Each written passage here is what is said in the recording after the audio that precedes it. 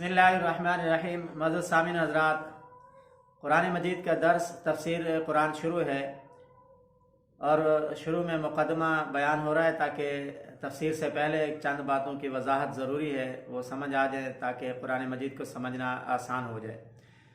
तो आज के दर्स में हम दो बातें समझेंगे, फ़हम कुरान और तफ़हीम कुरान।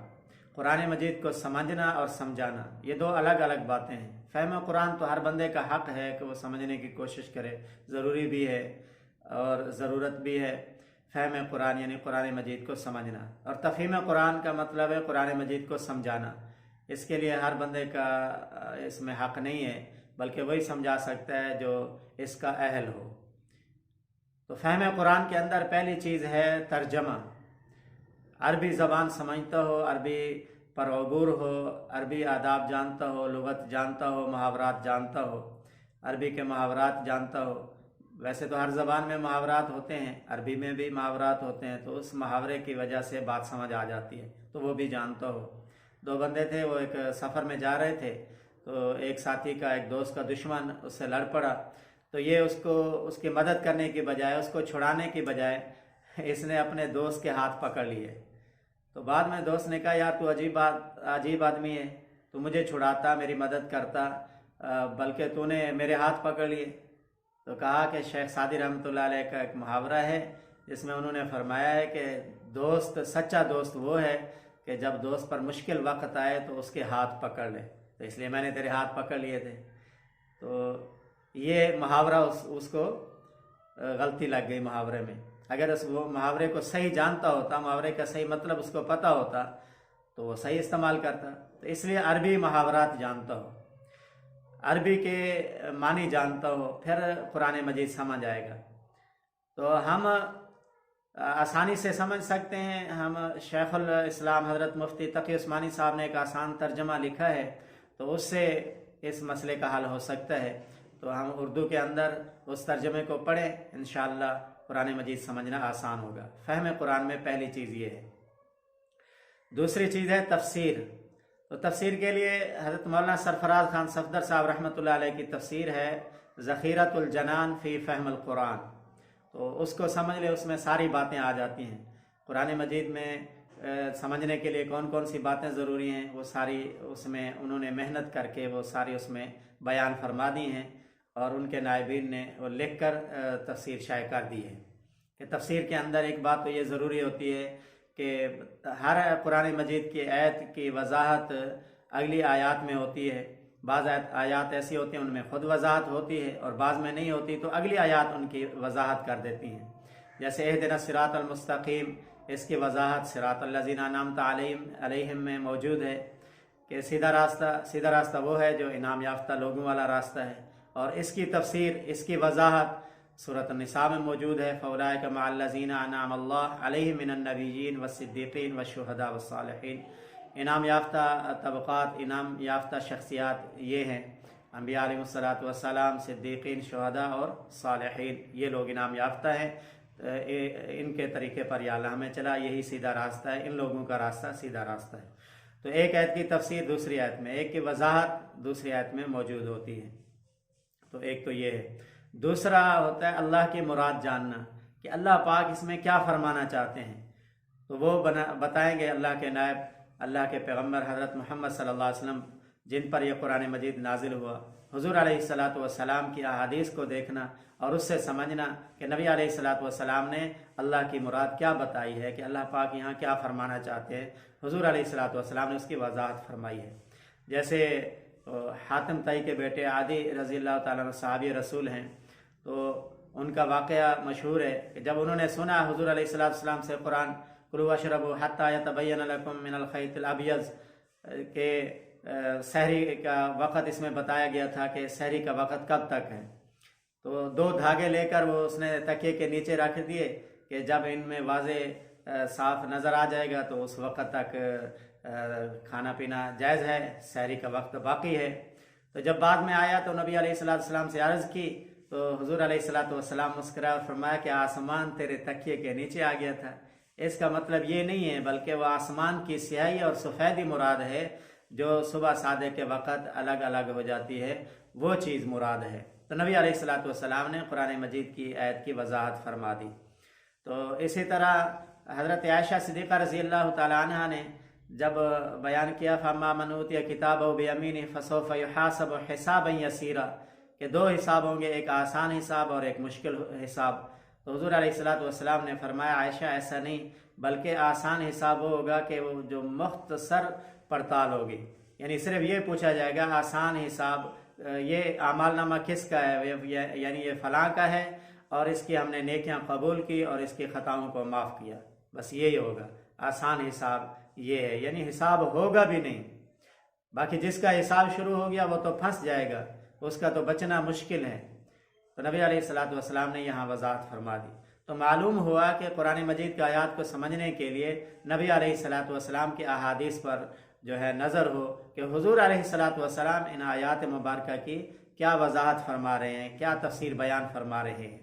تیسری بات ہے تفسیر کو سمجھنے کے لیے، آیات کو سمجھنے کے لیے شان نزول، آیات کا شان نزول، آیات کا بیک گراؤنڈ، آیات کا پس منظر کہ یہ کس کے بارے میں نازل ہوئی، کہاں نازل ہوئی، کس وقت نازل ہوئی اور یہ کس کے بارے میں نازل ہوئی، اس بات کو جاننا۔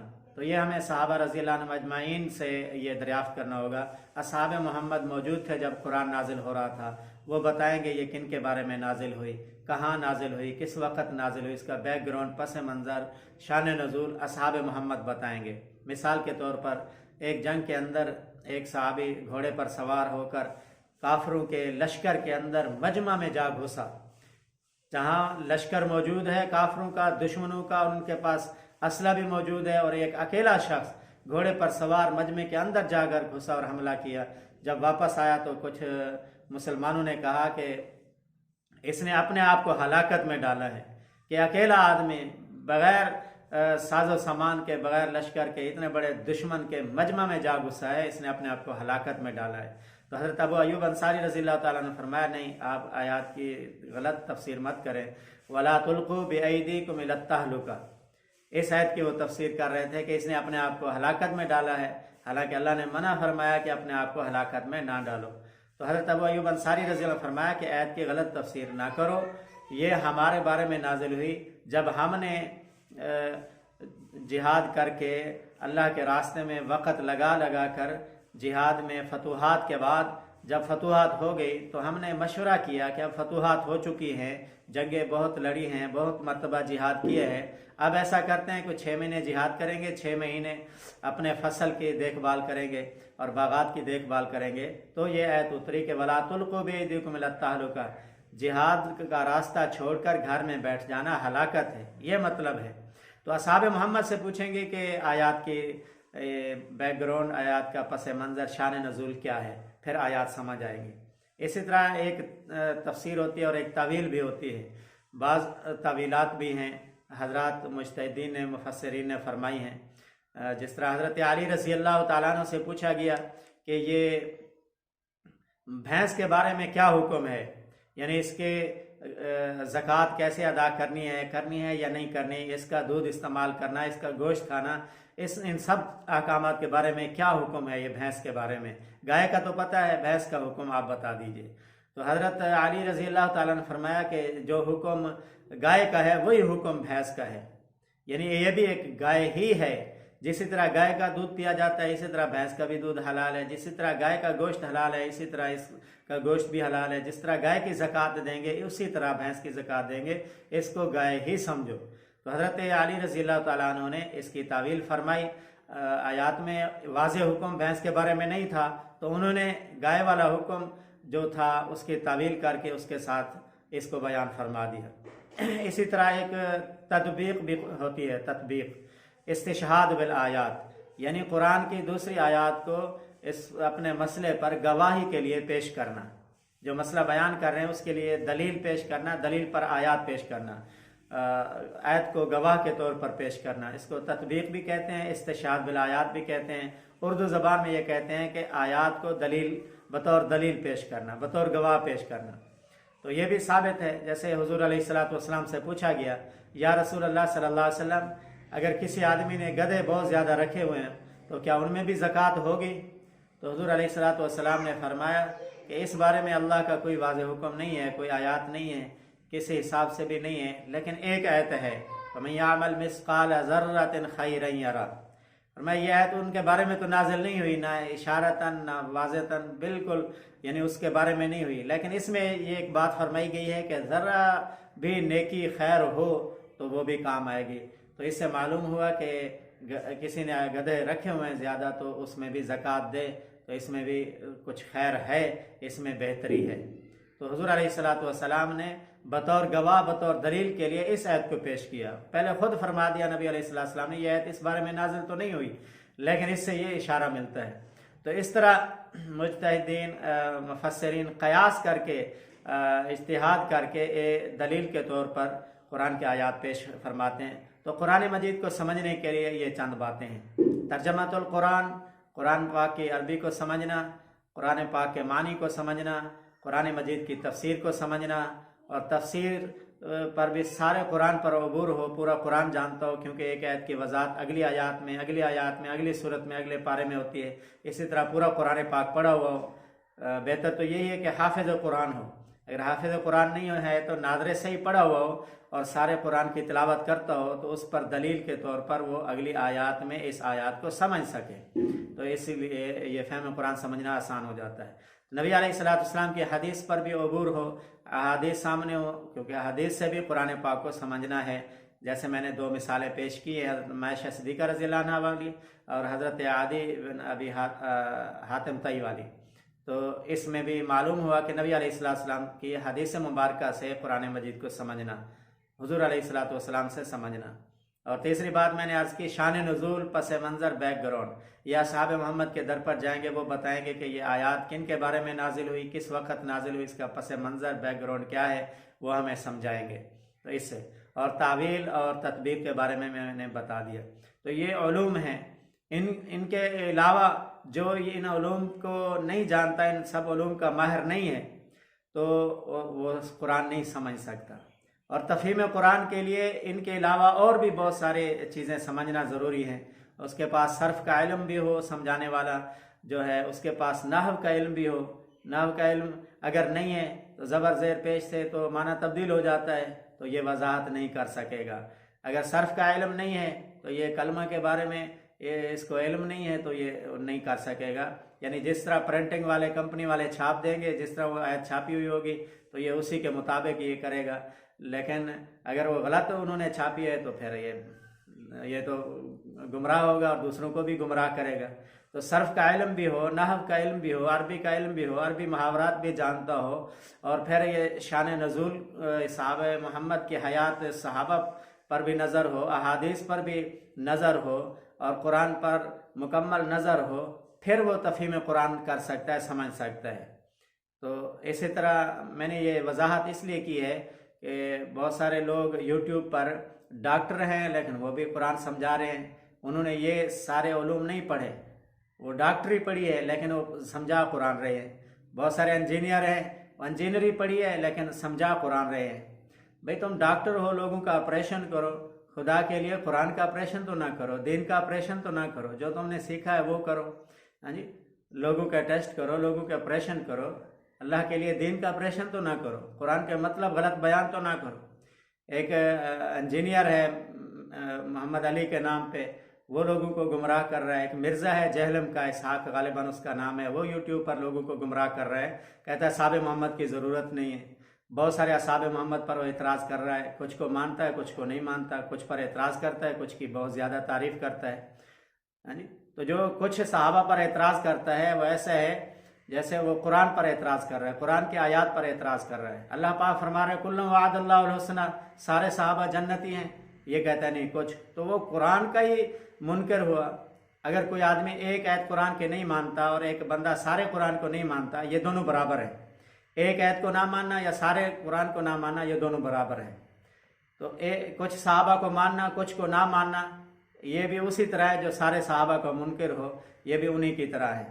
تو اسی طرح ان سے بچیں، ڈاکٹروں سے، انجینئروں سے اور ان مرزائیوں سے، ان سے نہ سیکھیں قرآن علماء سے سیکھیں، جنہوں نے 10 سال 15 سال چٹائی پر بیٹھ کر قرآن کے ماہرین کے سامنے ان کے قدموں میں بیٹھ کر قرآن سیکھا ہے، ان قرآن کے علوم کو سیکھا ہے، وہ قرآن مجید سمجھا رہے ہیں، ان سے سیکھا جائے۔ جیسے حضرت مولانا مفتی تقی عثمانی صاحب ہیں، انہوں نے تفسیر بھی بہت اچھی لکھی ہے، ترجمہ بھی بہت اچھا لکھا ہے، آڈیو میں سننا چاہے تو بھی نیٹ کے اوپر ان کی آڈیو تفسیر موجود ہے۔ حضرت مولانا محمد الیاس گھومن صاحب ہیں، ان کی تفسیر تحریری طور پر بھی موجود ہے اور نیٹ کے اوپر ان کے آڈیو تفسیر بھی موجود ہے۔ ان جیسے حضرات سے قرآن سننا چاہیے، ان جیسے حضرات کی تفسیر دیکھنی چاہیے۔ حضرت علامہ شبیر احمد عثمانی صاحب رحمۃ اللہ علیہ کی تفسیر عثمانی ہے، حضرت مولانا سرفراز خان صفدر صاحب رحمۃ اللہ علیہ کی تفسیر ذخیرۃ الجنان فی فہم القرآن ہے۔ یہ تفاسیر مستند ہیں، انہوں نے صحیح تفاسیر کی ہے، یہ صحیح علوم کے ماہر بھی ہیں، ان سے سیکھنا چاہیے، ان سے سمجھنا چاہیے، ان کو سننا چاہیے۔ باقی جو ڈاکٹر ہیں بس وہ ان کو تو آپریشن کرنا آتا ہے، وہ لوگوں کا آپریشن کریں، لیکن وہ لوگوں کا علاج کرنے کی بجائے، لوگوں کا آپریشن کرنے کی بجائے دین کا آپریشن کر رہے ہیں، نعوذ باللہ۔ اللہ پاک ان کو ہدایت دے۔ تو ڈاکٹروں سے، انجینئروں سے اور ان پروفیسروں سے قرآن نہ سیکھا جائے، جو عالم ہیں ان سے سیکھا جائے۔ اس میں یہ بات نہیں ہے کہ کوئی خدا نہ خواستہ اللہ معاف کرے علماء کرام کی کوئی دکانیں ہیں اس لیے ان کی دکان سے سودا لیں۔ بات یہ ہے کہ جو جس چیز کا ماہر ہے ان سے سیکھا جائے۔ اب مجھے کوئی کہے کہ جاؤ جی تم وکٹوریا ہسپتال بہاولپور میں ایک بندے کی سرجری کرنی ہے اور میں ICU میں چلا جاؤں تو کسی کا آپریشن کروں، میں تو نہیں کر سکتا، میں تو سرجن نہیں ہوں، میں مولوی ہوں، تو جو میرا کام ہے میں وہی کروں گا۔ جب مجھے ڈاکٹر اپنا کام نہیں کرنے دیتے تو ڈاکٹر میرے والا کام کیوں کرتے ہیں؟ جب وہ مجھے کہتے ہیں کہ آپ اس بارے میں نہیں جانتے، آپ یہاں نہیں آ سکتے، یہ کام نہیں کر سکتے، تو اسی طرح ڈاکٹر یہ کام بھی نہیں جانتے تو وہ یہ میرے والا کام کیسے کر سکتے؟ وہ جی ہر بندہ سمجھا سکتا ہے، جی ہر بندہ قرآن نہیں سمجھا سکتا، ہر بندہ تفہیم قرآن نہیں کر سکتا۔ تفہیم قرآن کے لیے یہ ساری چیزیں جو میں نے پیچھے عرض کی ہے، یہ ساری چیزیں ضروری ہیں۔ اللہ تعالیٰ سب کو ہدایت نصیب فرمائے اور قرآن سمجھنے کی توفیق نصیب فرمائے، سمجھ کر پھر سمجھانے کی توفیق نصیب فرمائے۔ وآخر دعوانا الحمدللہ رب العالمین۔